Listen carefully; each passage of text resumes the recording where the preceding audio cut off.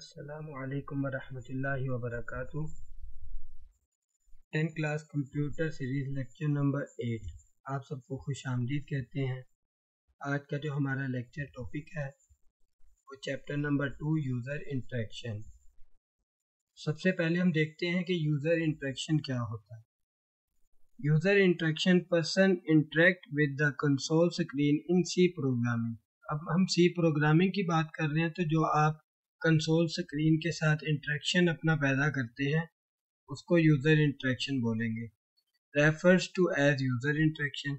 Simply अगर मैं आपको उसकी एक सिंपल मिसाल दूँ, एग्जांपल दूँ, तो आप ये देखिए, जैसे एक ये दिस पीसी विंडो है, इसको अगर मैं ओपन कर लेता हूँ, चलिए क्रोम ओपन कर लेता हूँ, तो आप ये देखिए कि इस वक्त मैं क्या कर रहा हूँ, क्रोम के साथ इंटरेक्शन कर रहा हूँ। मैं इस वक्त यूज़र हूँ, क्रोम वो एप्लीकेशन वो सॉफ्टवेयर है जिससे मैं इंटरेक्ट कर रहा हूँ।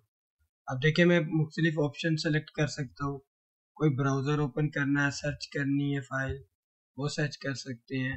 सिंपल उसकी सेटिंग्स देख सकते हैं। तो ये जो सारा काम है इसको क्या बोलेंगे, यूज़र इंटरेक्शन। मैं यहाँ पर अपनी एक्सटेंशंस देख सकता हूँ, सेटिंग्स में जाके मैं सेटिंग्स में चेंज कर सकता हूँ। तो ये सारा क्या होता है, यूज़र इंटरेक्शन होता है। मीन्स जो पर्सन यूज़ कर रहा है इस वक्त सामने बैठ के एप्लीकेशन को, उसे यूज़र बोलेंगे, और उसका जो एप्लीकेशन के साथ इंटरेक्शन है उसे यूज़र इंटरेक्शन बोलेंगे। तो उम्मीद है आपको समझ में आ गया होगा। अभी तक की जो हमने प्रोग्रामिंग की थी ना, उसमें हम सिर्फ समझ रहे थे कि प्रोग्रामिंग का इंट्रोडक्शन क्या है, बेसिक्स क्या है। अब हम जो देखेंगे ना कि यूज़र इंटरेक्टिव जो पार्ट है, मीन्स हम ऐसे कंसोल स्क्रीन बनाएंगे जो यूज़र इंटरफेस पे डिपेंड करता होगा।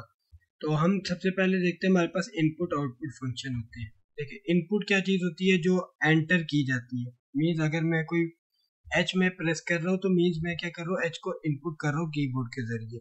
तो इनपुट किसके जरिए दी जाती है, इनपुट डिवाइसेस के जरिए। इनपुट डिवाइसेस कौन सी हो सकती है, कीबोर्ड, माउस, और दूसरी इनपुट डिवाइसेस हमारे पास काफ़ी ज़्यादा होती है, माइक वगैरह होती है।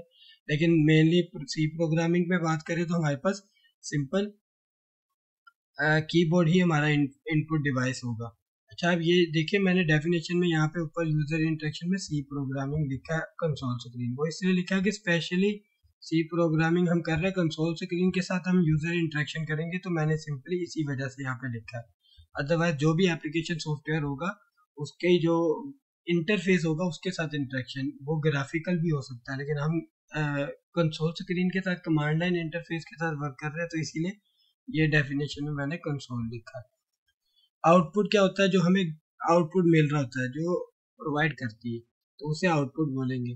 तो इनपुट आउटपुट फंक्शन में सबसे पहले हम देखेंगे आउटपुट फंक्शन, और वो कौन सा फंक्शन है, प्रिंटफ स्टेटमेंट। तो हमारा आज का टॉपिक प्रिंटफ स्टेटमेंट है, इसीलिए मैंने एक एक अलग अलग टॉपिक रख दिया है, प्रिंटफ और स्कैनफ को, ताकि आसानी से बेहतर तौर पर समझ में आ जाए। प्रिंटफ एक बिल्ट इन फंक्शन है जो कि stdio.h की लाइब्रेरी फाइल में मौजूद होता है, सेव होता है।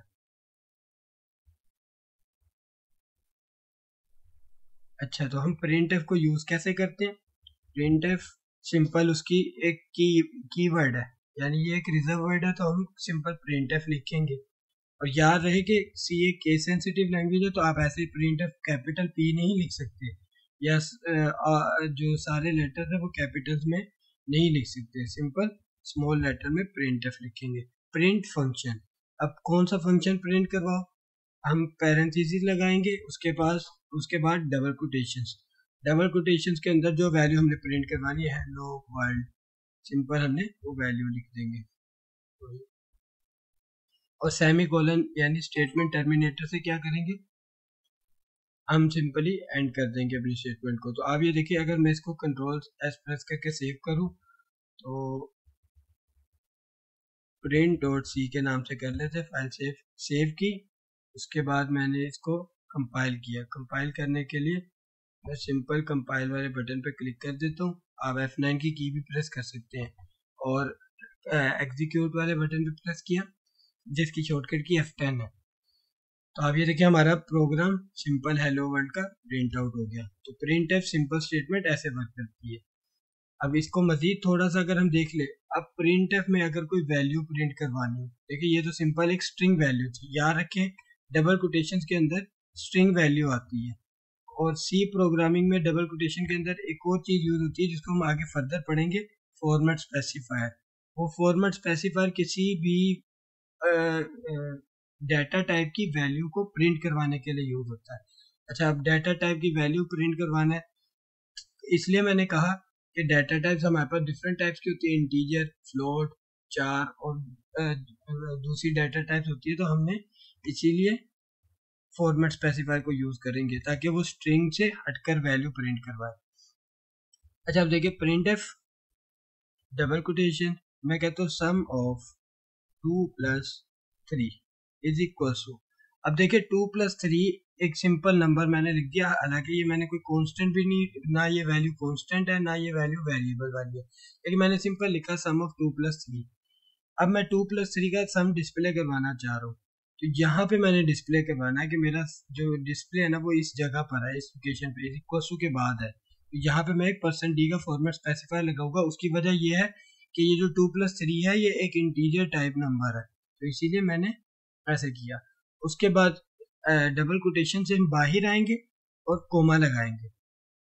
अब ये कोमा क्या कर रहा होता है, देखिए कोमा कोमा से मुराद ये होता है कि बात अभी चल रही है, कंप्लीट नहीं हुई, और पूरी स्टेटमेंट अभी कंप्लीट नहीं हुई, तो वो क्या कर रहा होता है, वेट कर रहा होता है कि अपनी बात को कंटिन्यू करे।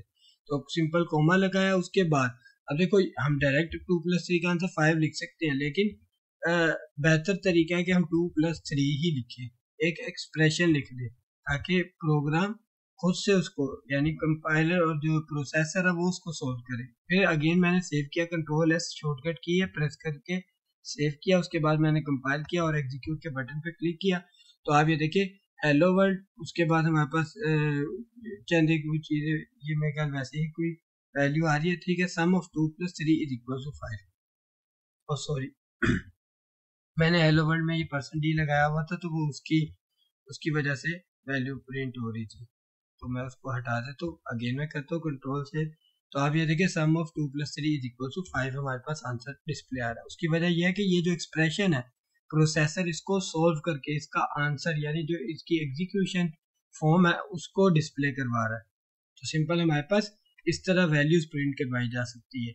और अगर मैं किसी वेरिएबल की वैल्यू प्रिंट करवाना चाहूँ, int a is equal to, मैंने कहा 10, एक वेरिएबल था जिसकी वैल्यू थी 10, मैंने उसकी वैल्यू प्रिंट करवानी है, print F again value of a is, यहाँ पे मैं वैल्यू a की प्रिंट करवाना चाह रहा हूँ। अब ये देखिए a की वैल्यू 10 है, यानी और a की डाटा टाइप क्या है, इंटीजर।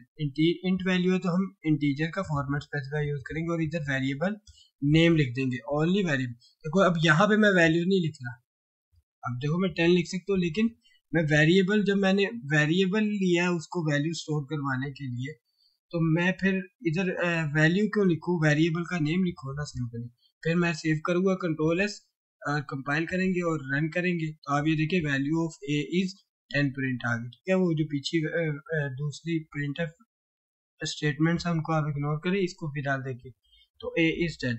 तो सिंपली हमारे पास प्रिंट एफ स्टेटमेंट ऐसे वर्कआउट करती है। इसमें और भी 2-3 चीजें आती है, फॉर्मेट स्पेसिफायर और एस्केप सीक्वेंस, लेकिन वो जब एस्केप सीक्वेंस और फॉर्मेट स्पेसिफायर में जाएंगे तो अब उस पर डिटेल में डीपली बात करेंगे। तो यही था आज का लेक्चर। अगर आपको पसंद आया तो लाइक करें और अपने दोस्तों के साथ शेयर ज़रूर करें। चैनल को सब्सक्राइब भी कर लें ताकि आगे आने वाली जो वीडियोस है उसके बारे में आपको फ़ौरन से इंफॉर्मेशन मिल जाया करे। और अगर कोई क्वेश्चन है तो आप पूछ सकते हैं कमेंट्स में।